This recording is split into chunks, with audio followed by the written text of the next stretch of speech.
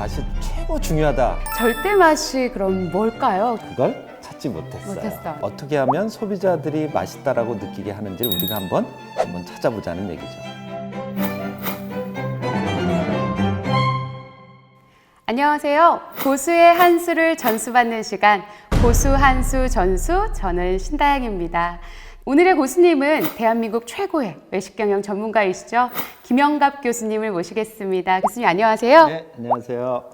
네, 오늘 알려주실 한수 어떤 게 있을까요? 예, 오늘은 음식점 사장님들이 정말 궁금해하실 내용을 준비했습니다. 어떻게 하면 내 음식을 맛있게 느끼게 만들 것인가? 음식을 맛있게 느끼게 만드는 포인트.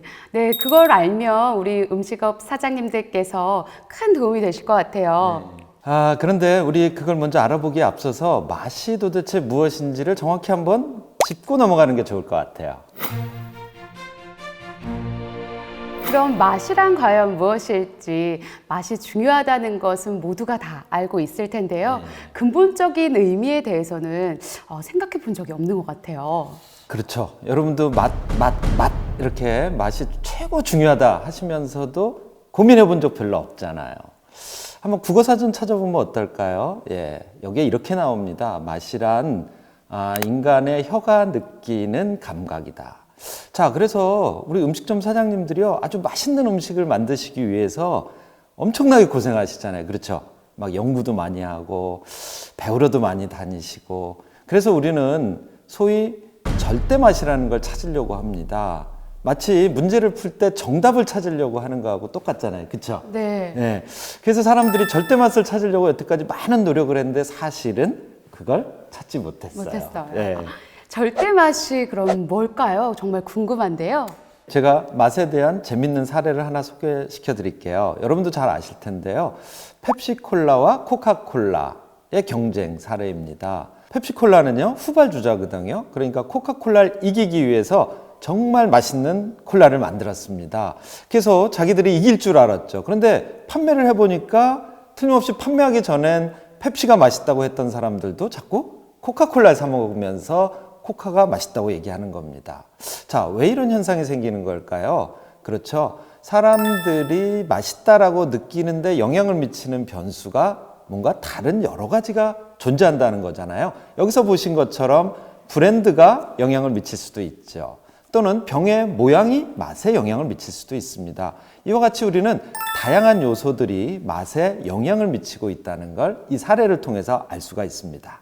추가적으로 예를 들면 저도 지인이 추천을 해서 정말 맛있는 집이라고 해서 갔더니 제가 먹어봤을 땐 또 맛있지가 않더라고요. 그런 게 그 사례가 될 수 있을까요? 그럼요. 그런 것도 좋은 사례가 되는 거고요. 여러분이 보셨다시피 절대 맛은 사실 아직까지는 찾지 못하고 있습니다. 하지만 우리가 맛집은 존재하잖아요. 평균적으로 누구나 좋아하는 맛집들은 존재하니까요.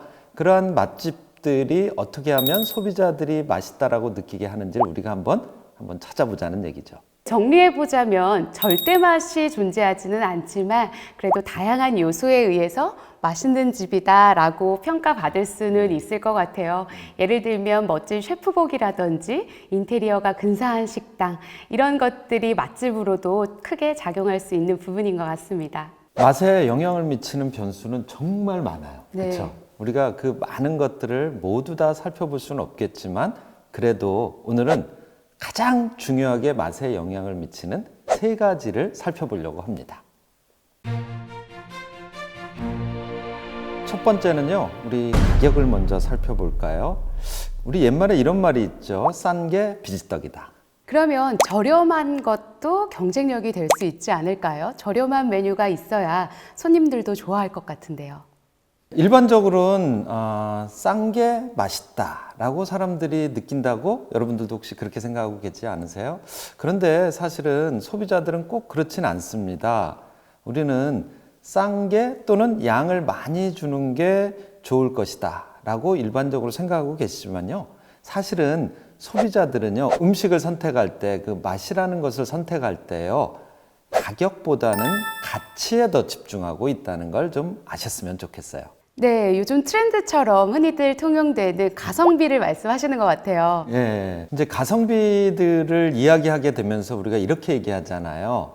가격은 싸면서 성능, 즉 음식에서는 양이 많으면 좋겠다. 이러다 보니까 음식점들이 맛있다라고 느끼게 하기 위해서 가격을 저렴하게 해주고요. 양도 많이 줍니다. 그런데 여러분, 한번 우리 주변을 살펴봅시다. 그렇게 만들었던 음식점들이 오랫동안 유지되고 있던가요? 이렇게 가성비를 주장했던 음식점들이 대부분 지금은 많이 사라졌을 겁니다. 네, 예를 들면 과거에는 저가형 김밥집이 많았었는데 요즘에는 프리미엄 김밥집들이 늘어나고 있는 것 같아요. 네, 그 비슷한 현상이라고 우리가 볼 수가 있죠.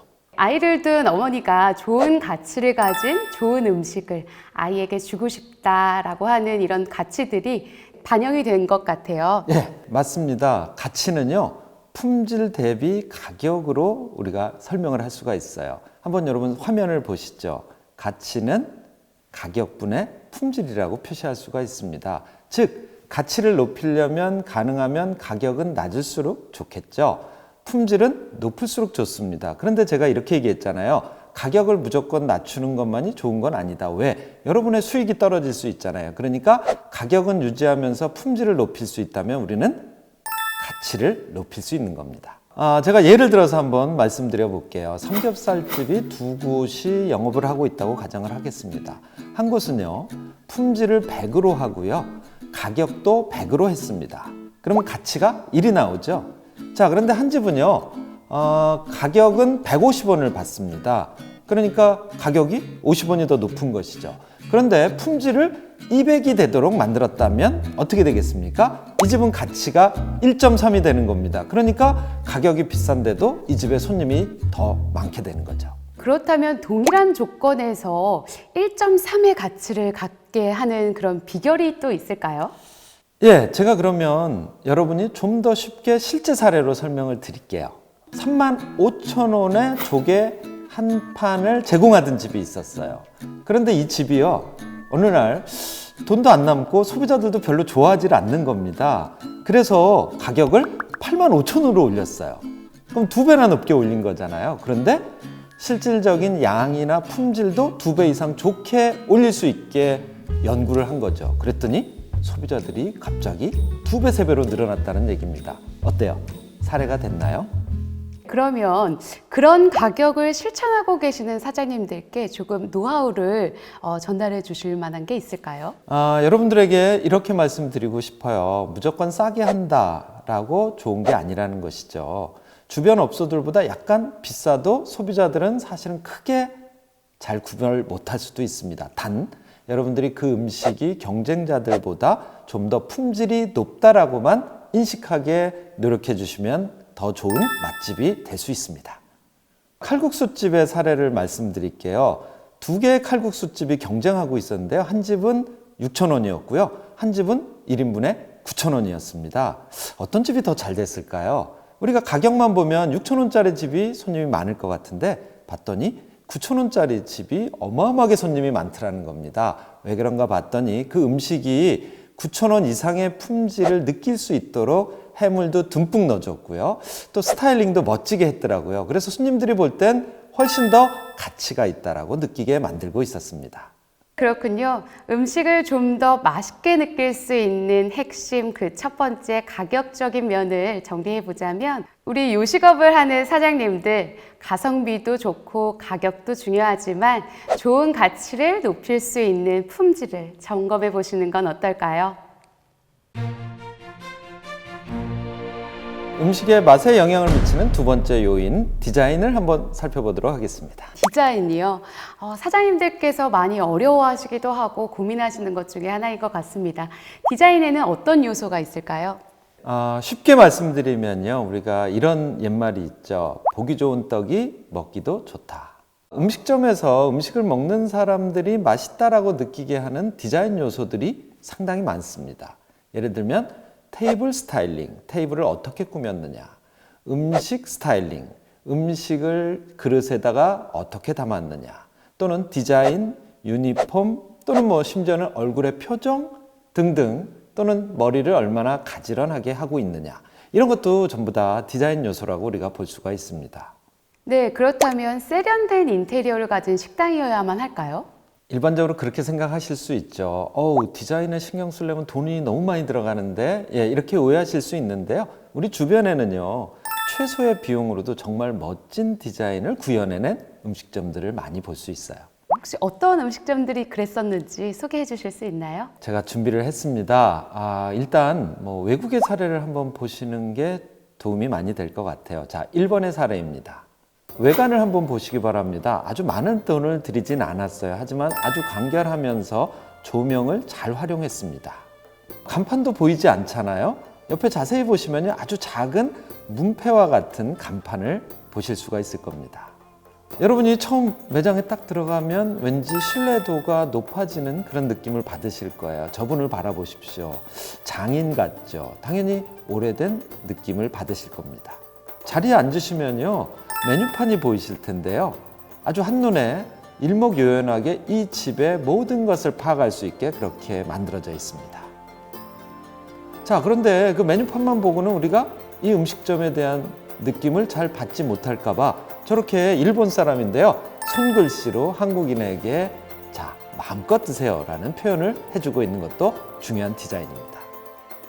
이 직원을 한번 봅시다. 우리 복장, 그 다음에 여기선 나타나진 않지만 설명을 아주 잘 해주고 있고요, 음식을 아주 가지런하게 세팅을 해주고 있습니다. 메뉴 스타일링이라고 하죠. 우리가 보통 값싸게 느끼는 튀김을 스타일링을 통해서 아주 비싼 음식으로 만들어주고 있다는 느낌 받으실 수 있죠. 음식을 먹는 내내 고객들은 저분들을 바라보고 있었어요. 왜냐하면 그렇게 디자인이 되어 있는 식당이거든요. 이 튀김집은요, 기름의 냄새가 하나도 나지 않을 만큼 공조가 아주 잘 되어 있었을 뿐만 아니라 저기 튀김을 튀기고 있는 분이요, 튀김을 하시면서 기름이 조금만 튀어도 그걸 계속 닦고 있었습니다. 어떤 느낌이 들었을까요? 위생과 청결, 거기에 맛까지 더해지는 디자인이 바로 저런 요소들입니다. 이번에는 우리 한국의 사례도 한번 찾아보도록 할까요? 자, 여러분이 화면에서 보시고 있는 저 집 어떻게 보이십니까? 간판은 없습니다. 파사드에서도 여러분이 우리 아주 전통적인 한식집 같은 느낌을 받으셨을 겁니다. 안으로 들어가 볼까요? 처음에 들어가시면 우리가 포인트월이라고 해서 소비자의 시각이 가장 먼저 가는 곳, 여기서도 역시 우리나라의 전통성을 보여주기 위한 그러한 노력들을 디자인해서 느끼실 수 있을 거예요. 점포의 전체 사진을 보고 계시는데요, 우리나라의 아주 전통적인 한옥 느낌이 나십니까? 그러면서도 모던하고 현대적인 카페 느낌이 잘 융화되어 있습니다. 메뉴판도 보고 계시는데요, 아주 화려하진 않죠. 하지만 자신들만의 테마색을 잘 입혀서 매우 고급스러운 느낌을 보여주고 있습니다. 여긴 냉면집인데요, 냉면을 한번 보세요.